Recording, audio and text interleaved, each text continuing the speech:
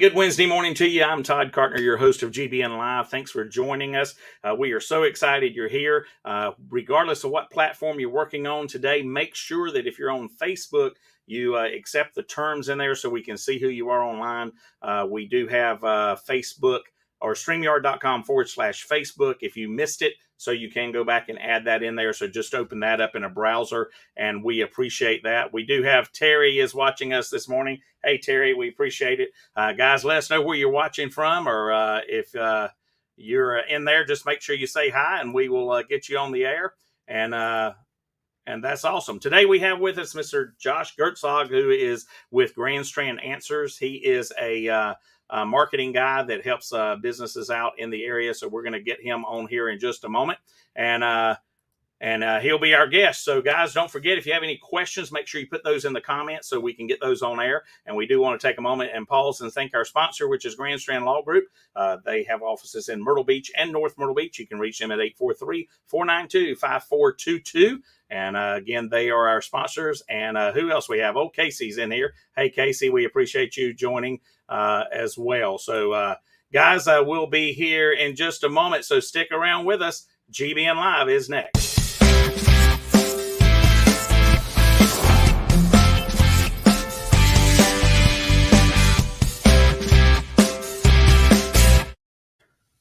All right, guys, we have with us Mr. Josh Gertzog. Hey, buddy. Hey, Todd. Good to see you. Yes, sir. I appreciate you joining us today. You know, we kind of had to rearrange our schedule a little bit, so I was glad you were able to fit in here and join us today. So before we get too in deep here with all this marketing stuff, tell us about yourself, where you're from, your family, that kind of stuff. Sure. Again, thanks for having me on GBN Live.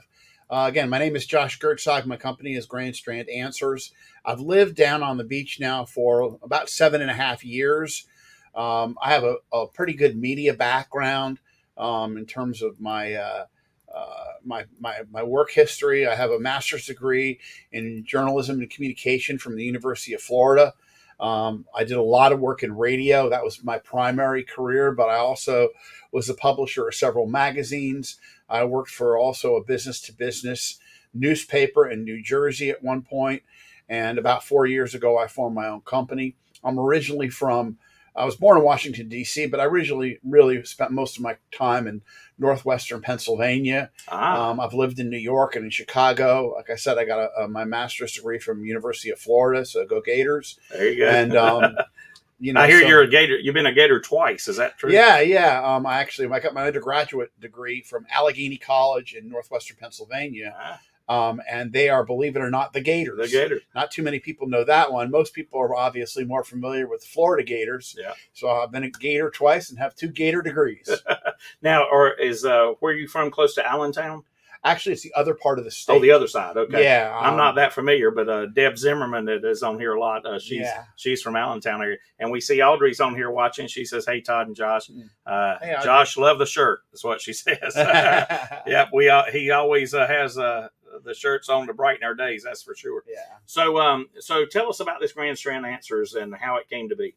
Sure. Most people know that there's advertising agencies and marketing agencies throughout the country. When I came here, I came down to run 5 radio stations. Those are the radio stations that Dick Broadcasting, DBC, currently owns. And I ran them for 3 years. And in 2018, I left the stations and formed Grand Strand Answers.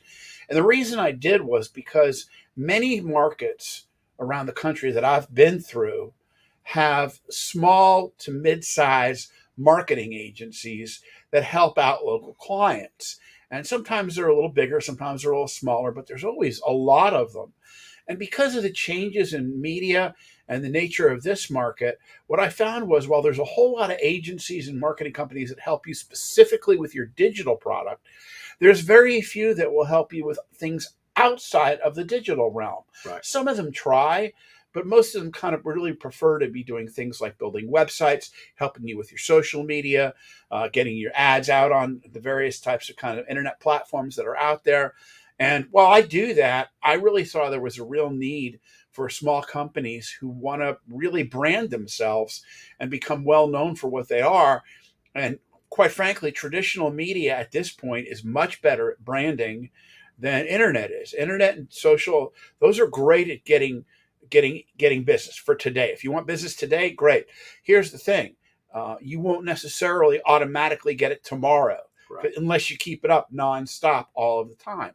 We'll talk about that later. But in the meantime, I believe heavily in traditional media. While it may not be quite as strong in radio or television or cable or print or direct mail as maybe it was 20 or 30 years ago, it's still 80% of what it was in some cases. Mm-hmm. So therefore, it's very viable, and it's a critical way for businesses to be able to market themselves. So I saw the need there. I opened up the company, and I've done very well. I'm very pleased. And to that point, there's the small businesses out there, the mom and pop type businesses. They don't have somebody on staff to be the marketing, so they need that, and they probably need that as much, if not more, than some of the larger companies out there. And you start all that with a marketing plan. So Right. Tell us a little bit about how that works. Well, I actually want to comment on the first part of what Okay, you sure. said first, because you're right on the money. Every business has a marketing director. There are no businesses that don't. Now, sometimes it's the owner and the sole proprietor. And a lot of times they are not good at it. Well, whether they're good or whether they're not, they're stuck with it. Right, exactly. Okay? So every single business needs a marketing director. And the question is, what do you want to do with that? Do you want to freelance by yourself? Well, before I even answer that, let me make a comment, because many times I've heard anybody that gets charged with a crime and decides to represent themselves in court has a fool for an attorney. Okay. Why should that be any different in marketing? That's true. Oh, well, attorneys, that's different. Marketing, oh, I can do that. Okay. I have a master's degree. I've been working on this for 40 years. I think I'm better than the average person. It's not to say I'm perfect, but it does mean that I bring a lot to the table that the average person is not going to be able to. Right. So in terms of that, what I do is I become the marketing director for a company. And that's really what I focus on. Now, you mentioned a marketing plan. For me to be a good marketer for a company, I have to know what they're doing. I have to really get inside the owner or the general manager or sometimes even the sales manager's mind to understand what they're trying to do. Okay. Then once I do that and I hear what they have to say and they tell me what they want to achieve, then I can apply what I know about marketing. And then we work together to come up with strategic plans and we execute them. And a lot of times it's not that that owner that's their own marketing director or whatever. A lot of times it's not that they couldn't do it. It's that they don't know some of the things actually even exist.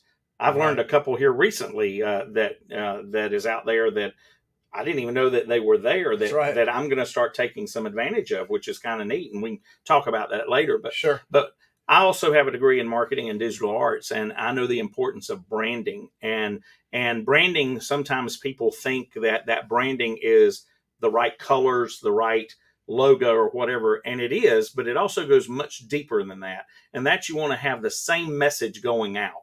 Can you talk a little bit about that? Yeah. Once again, I want to back up a little, but I'm going to put you on the spot here. Sure. If I said to you, can you name a grocery store? What grocery store might you name? Food Line, Publix, Kroger. Yeah. If I asked you to name a bank, can you do that? Sure. Okay. If I asked you to name a chiropractor, that might be a little tougher. Yes, right. You might happen to know one because it might be your chiropractor. Right, sure. But when you start getting into many things that you might need as a business, if you're not known, you're not going to get called. I promise you that Food Lion and Publix get the grocery business. I promise you that Wells Fargo and Carolina Trust and those kind of banks, they get the business. Why? Because they brand themselves. Right.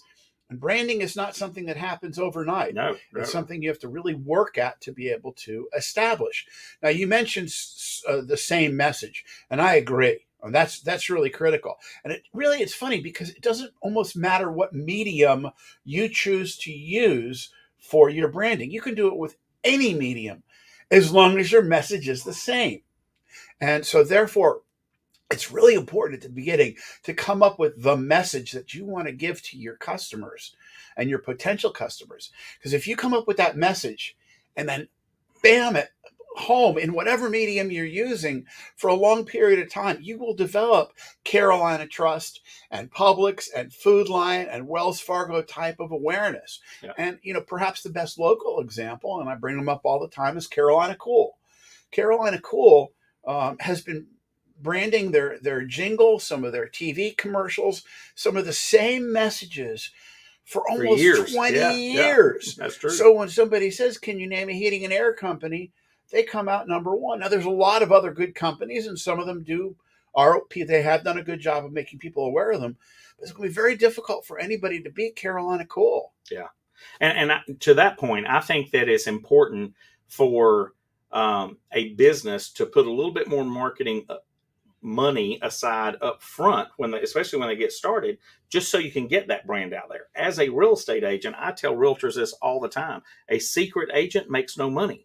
If people don't know what you do, then you're not going to get any business. Yeah. So you got to tell everybody, whether that's even simply as passing out business cards, doing social media posts, whatever, but your look needs to be the same, your branding needs to be the same, and you need to get that message out to as many places. But the biggest thing is consistency, I think.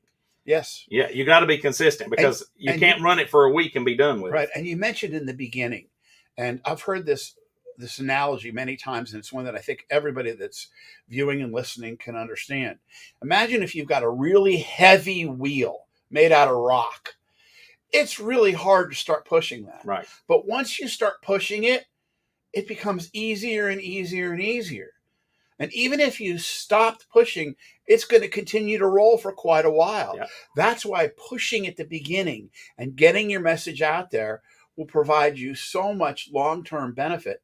And then also, with the success that you get, gives you the ability to keep pushing for longer and longer periods of time. That's true. We touched on this just a little bit, but I want to narrow in, if we can, a little bit, talking about the medium that you use, the message you use on consistency, what elements you use in the message, and things like that.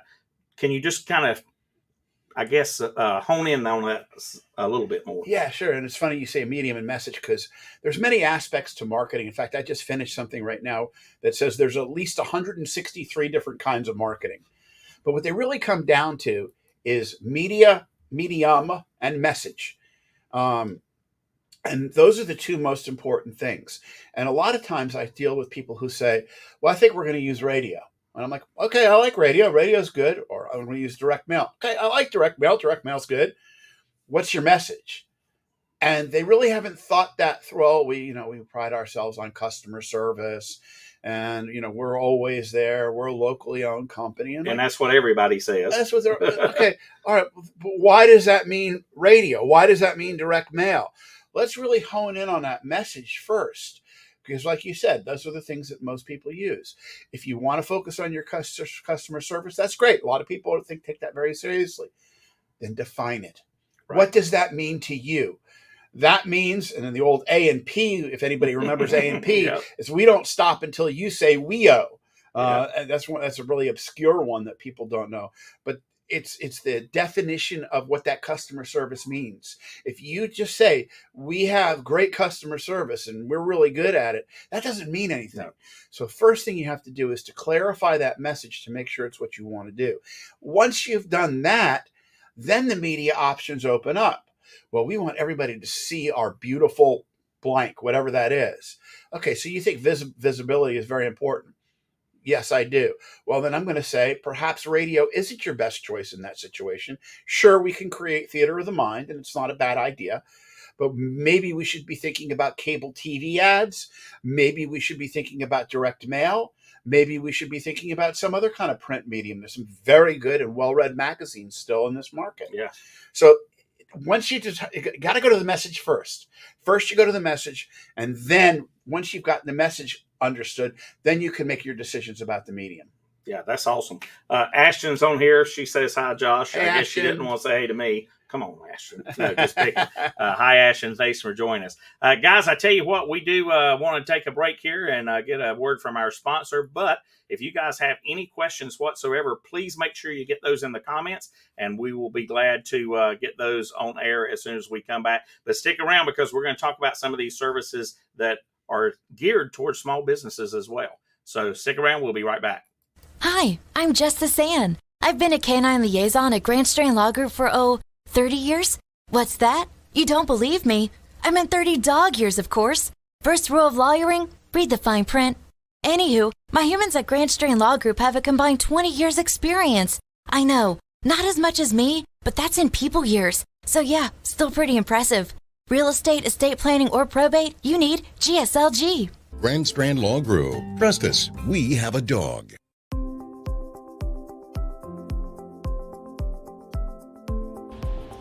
Great Business Networking grew out of the idea that by creating lasting friendships within the community, we can make the community even better. I was looking to network with professionals and to be able to refer my clients to somebody that I trust.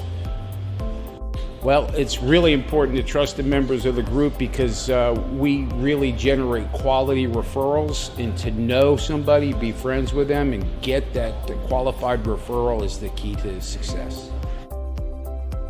It is networking, but it doesn't feel like networking, and that is important to me. I come to the meetings, I have fun, I make great connections, and I help grow my business.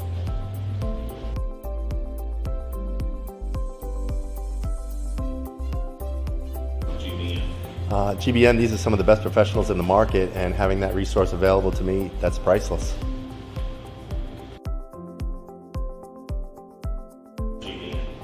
Well, GBN is a network of business professionals that build long-lasting friendships that will not only grow my business, will grow yours as well. That's what referral marketing is all about. GBN really is the most important marketing for your business. Check us out today.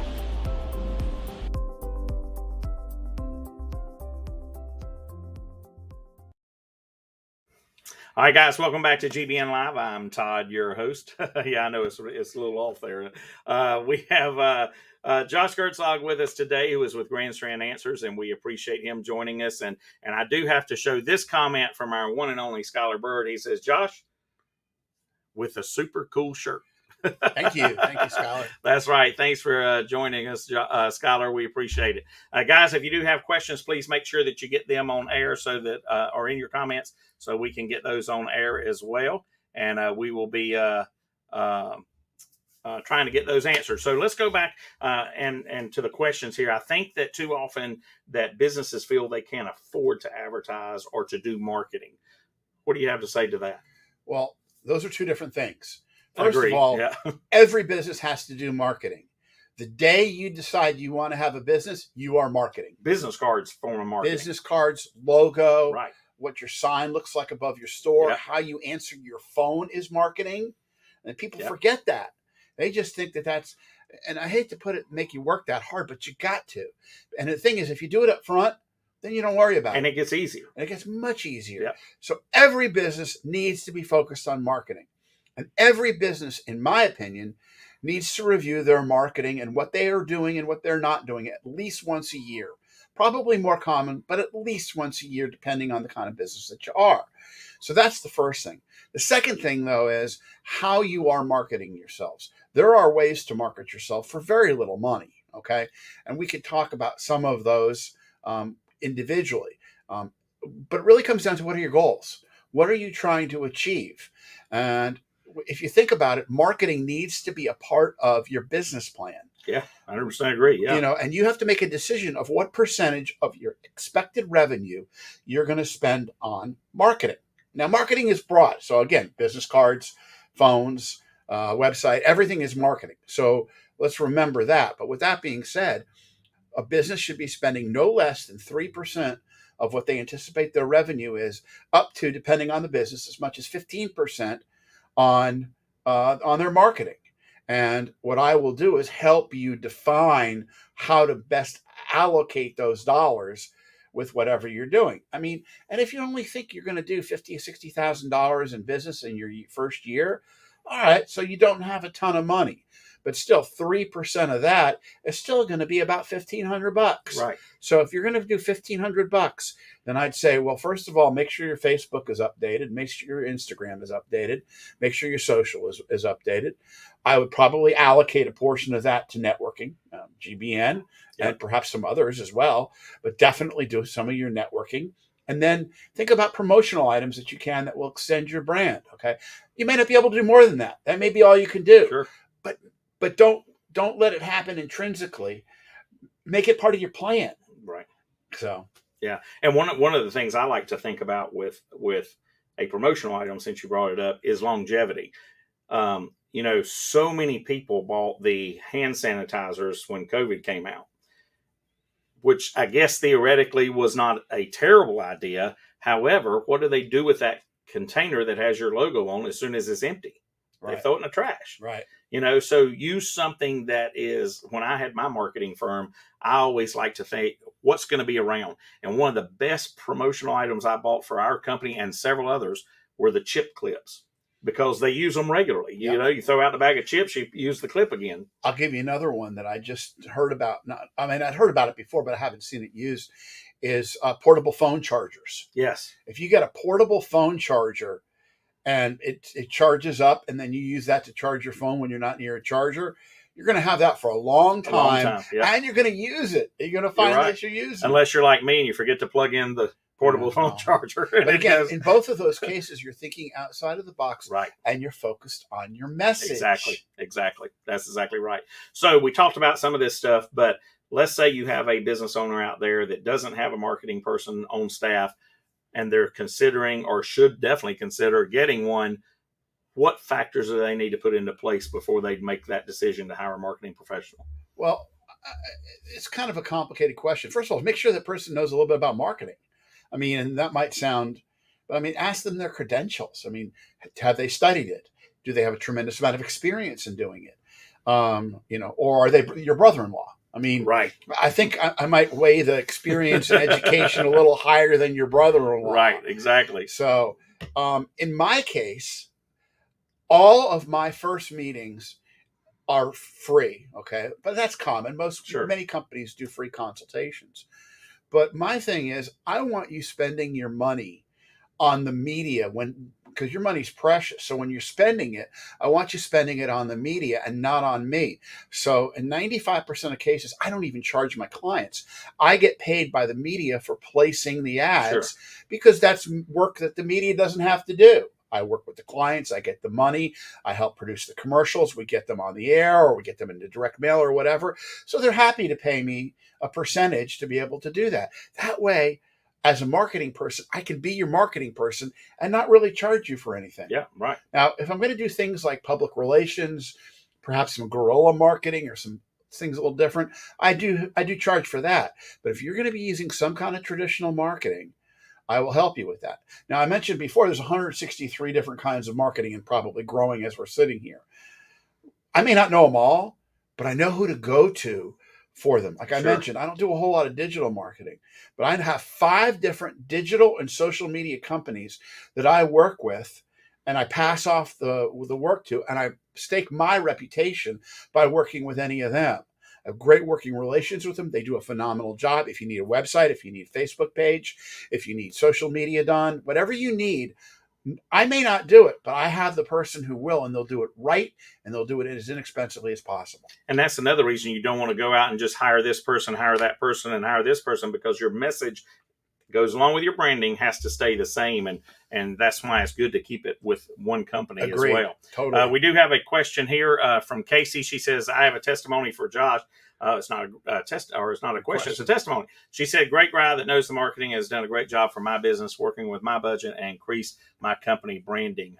That's exactly right. The dollars are coming later, Casey. There you go. And Curtis is joining us this morning. Hey, buddy.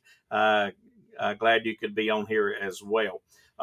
So this one's going to be fun here. I hear that when it comes to marketing and advertising, you should never put all your eggs in one basket. So elaborate on that a little bit more. I know we've kind of talked about that too, but I think I would agree with that in 90 to 95% of the cases, but there are exceptions.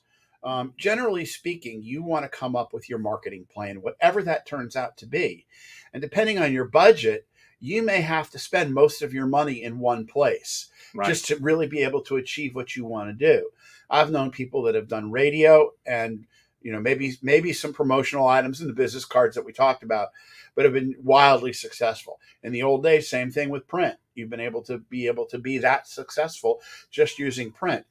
But I think as long as you keep your message generally the same and then focus a little bit on the medium and how you want to use it, that yes, you can definitely spread it around and get a lot for your money. we kind of talked about that with the business cards. One of the things I did when I started out, it didn't matter where I went. If I went to a drive-through, if I went to Food Line, if I went to a restaurant to eat, I always left 5 business cards.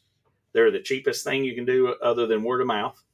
And I would go through the drive-through. Here's my phone. Thank you. If you know anybody looking to buy or sell real estate, here's my cards. Right. If you go to a restaurant, leave them laying out on the table. If you go to a Food Line, hand them to the cashier, whoever. And it really worked well to get started. And I think you have to remember that has a place in marketing. Sure. Okay.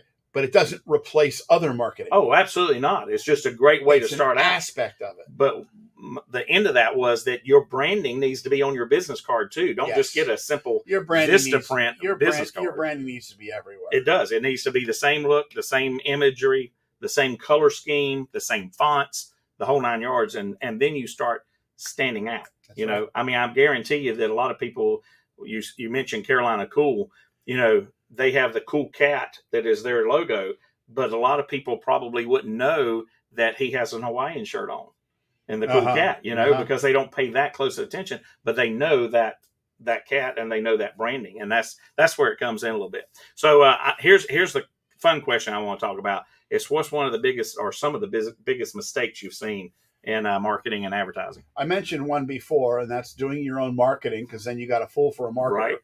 Right.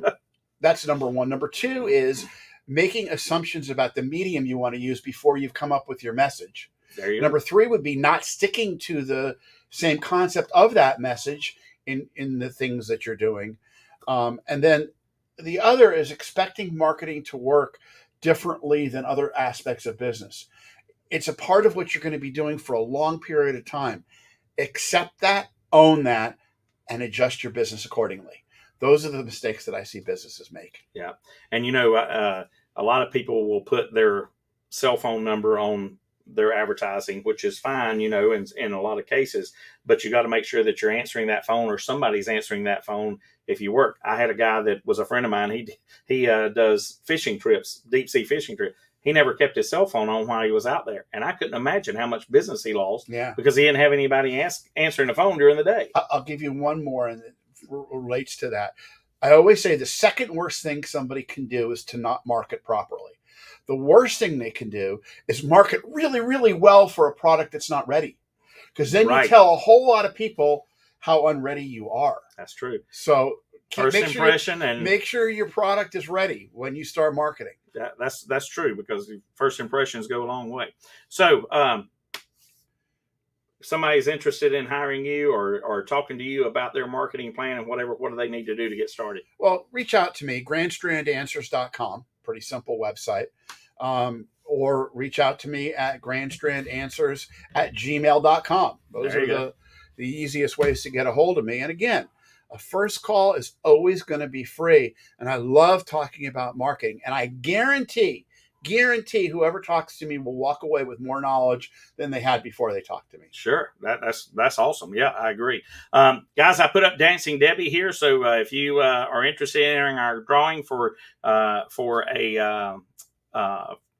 $25 gift card to Walk-Ons, please make sure that you put hashtag GBN Rocks in the your comments. Let me get that up here. Where are we at here? There we go. Hashtag GBN Rocks like you see it. And we'll get you into the drawing here in just a moment. Before we go, Josh, though, tell us about being a member of GBN or any networking group, what it means to you and why you think that's so important. I think that, first of all, in general, networking is like any other marketing thing. You don't just walk in and own it. You have to learn how. Right. Read some books on how to network properly. Don't just come in and I can wing it. No, read it, learn it, study it, find out the ways to network. You'll be shocked at how well they work. I really like GBN. It's probably one of my top networking experiences that I've ever had. And the reason is because it's the friends first, business second approach, right? There behind we keep it us on front behind us. You want to deal with people who like you. But again, no matter what, you have to do the prep. For a long time, I was against networking until somebody showed me how. And once I'm like, oh, that's what I've been doing wrong. Yeah. I mean, I think perhaps the best networker in the entire, you're pretty close, but the best networker in the region is Tom Winslow. Oh, he's Tom Winslow he's taught awesome. me just by watching him how to network. Yeah. I mean, so if you want to learn how to network, watch Tom Winslow. Yeah, I mean, you can't stand in the corner and watch everybody else network. You got to be out there in the middle of it. And you can't worry about a specific return that day. No. It's all about the long term and investing yourself in your marketing in the same way that you invest in almost every other aspect of your business. Yeah, you're absolutely right. I agree with that 100%. All right, guys, we're going to wrap up our Dancing Debbie here. I'm going to turn her off, and we are going to get in our drawing here and go ahead and draw and see who our winner is for today. $25 gift card to Walk-Ons. And the winner today is, boom, Terry Ann. Hi, Terry. I didn't even see you in here today. Surprised you didn't have questions. Yay, Terry. Yeah, I know. So, but thank you for tuning in, Terry, and we'll get you that gift card. As a matter of fact, she and I have a meeting tomorrow afternoon, so we appreciate that. So, well, Josh, thank you so much for joining us today. We appreciate it, my friend. Thank you for having me. And here, guys, let me put up his information. If you guys want to contact Josh, you can call him at area code 609-647-3994. That's 609-647-3994. Or you can visit him at grandstrandanswers.com. That's pretty simple there. And let's see who we've got on here next week. Next week we will have Heather Maddox who is with.